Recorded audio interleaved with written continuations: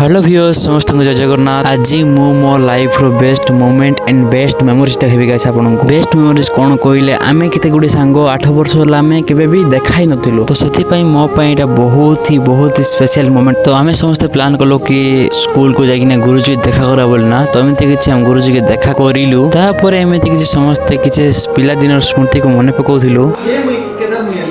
Bag धरे कोई लोक ने कि अलगा करछु सीटा डाके न ने आंगु डाके अलगा के बसबारो मुई केदार आली ये बसबार ए जगन मन बसबार बेटे।